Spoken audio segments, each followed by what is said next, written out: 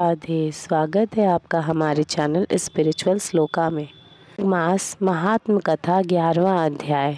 यह कहने लगा कि हे वैश्य, मनुष्य को सदैव शालिग्राम की शिला में तथा वज्र या कीट गोमती चक्र में भगवान वासुदेव का पूजन करना चाहिए, क्योंकि सब पापों का नाश करने वाले, सब पुण्यों को देने वाले तथा मुक्ति प्रदान करने वाले भगवान विष्णु का इसमें निवास होता है। मनुष्य शालिग्राम की शिला या हरि चक्र में पूजन करता है, वह अनेक मंत्रों का फल प्राप्त कर लेता है। जो फल देवताओं को निर्गुण ब्रह्मा की उपासना में मिलता है, वही फल मनुष्य को भगवान शालिग्राम का पूजन करने से यमलोक को नहीं देखने देता। भगवान को लक्ष्मी जी के पास अथवा बैकुंठ में इतना आनंद नहीं आता जितना शालिग्राम की शिला या चक्र में निवास करने में आता है। स्वर्ण कमल युक्त करोड़ों शिवलिंग के पूजन से इतना फल नहीं मिलता जितना एक शालिग्राम के पूजन से मिलता है। भक्ति पूर्वक शालिग्राम का पूजन करने से विष्णु लोक में वास करके मनुष्य चक्रवर्ती होता है। काम, क्रोध, लोभ, मोह, मत्सर, अहंकार से युक्त होकर भी मनुष्य शालिग्राम का पूजन करने से वैकुंठ में प्रवेश करता है।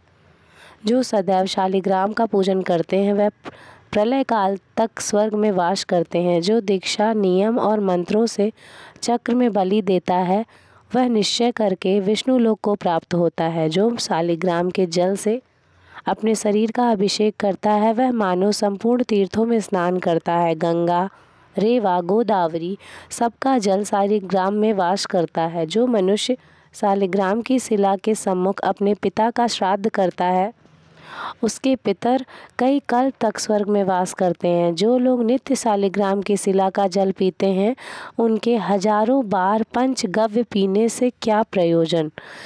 यदि शालिग्राम की शिला का जल पिया जाए तो सहस्त्रों तीर्थ करने से क्या लाभ। जहाँ पर शालिग्राम है वह स्थान तीर्थ स्थान के समान ही है।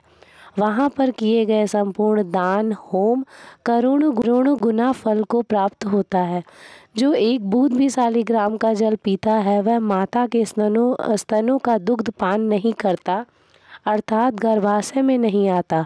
शालिग्राम शिला में जो कीड़े मकोड़े एक कोस के अंदर पर मरते हैं, वह भी वैकुंठ को प्राप्त होते हैं। जो फल वन में तप करने से प्राप्त होता है, वही फल भगवान को सदैव स्मरण करने से प्राप्त होता है।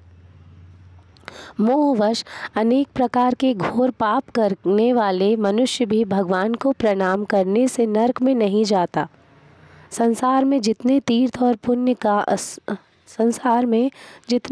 और पुण्य स्थान हैं, भगवान के केवल नाम मात्र के कारण से प्राप्त हो जाते हैं। माघ मास महात्म कथा 12वां अध्याय। यमदूत कहने लगा कि जो कोई प्रसंगवश भी एकादशी के व्रत को करता है, वह दुखों को प्राप्त नहीं होता। मास की दोनों एकादशी भगवान पद्मनाभ के दिन है। जब तक मनुष्य इन दिनों में व्रत नहीं करता, उसके शरीर में पाप बने रहते हैं। हजारों अश्वमेघ, सैकड़ों वाजपेयी यज्ञ एकादशी व्रत की 16वीं कला के बराबर भी नहीं है। एकादशी के दिन व्रत करने से 11 इंद्रियों से किए गए सब पाप नष्ट हो जाते हैं। काशी, पुष्कर, कुरुक्षेत्र, यमुना, चंद्रभागा कोई भी एकादशी के तुल्य नहीं है। इस दिन व्रत करके मनुष्य अनायास ही वैकुंठ लोक को प्राप्त करता है। एकादशी को व्रत और रात्रि जागरण करने से माता पिता और स्त्री के कुल की 10-10 पीढ़ियां उद्धार पाती हैं और वह पीताम्बरधारी होकर भगवान के निकट रहते हैं। बाल, युवा और वृद्ध सब तथा पापी भी व्रत करने से नरक में नहीं जाते। यमदूत कहता है कि हे वैश्य, मैं सूक्ष्म में तुमसे नरक से बचने का धर्म कहता हूँ। मन, कर्म और वचन से प्राणी मात्र का द्रोह ना करना, इंद्रियों को वश में रखना, दान देना, भगवान की सेवा करना, नियम पूर्वक वर्णाश्रम धर्म का पालन करना, इन कर्मों के करने से मनुष्य नरक से बचा रहता है। स्वर्ग प्राप्त करने की इच्छा से मनुष्य गरीब भी हो तो भी जूता, छतरी, अन्न, धन, जल कुछ न कुछ दान देता रहे। दान देने वाला मनुष्य कभी यम की यातना को नहीं भोगता तथा दीर्घायु और धनी होता है। बहुत कहने से ही क्या, अधर्म से ही मनुष्य बुरी गति को प्राप्त होता है। मनुष्य सदैव धर्म के कार्यों से ही स्वर्ग प्राप्त कर सकता है। ये बाल्यावस्था से ही धर्म के कार्यों का अभ्यास करना चाहिए। माघ मास महात्म कथा 13वां अध्याय। विकुंडल कहने लगा कि तुम्हारे वचनों से मेरा चित्त अति प्रसन्न हुआ है, क्योंकि सज्जनों के वचन सदैव गंगाजल के सदृश पापों का नाश करने वाला होता है। उपकार करना तथा मीठा बोलना सज्जनों का स्वभाव ही होता है। जैसे अमृत मंडल चंद्रमा को भी ठंडा कर देता है। अब कृपा करके यह भी बताइए कि किस प्रकार मेरे भाई का नरक से उद्धार हो सकता है।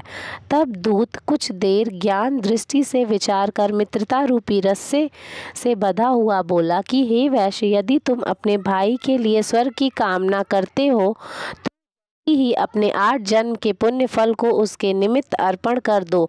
तब विकुंडल ने कहा कि हे दूत, वह पुण्य क्या है और मैंने कौन से जन्म में और कैसे किए हैं, सब बतलाओ, फिर मैं अपना पुण्य अपने भाई को दे दूंगा।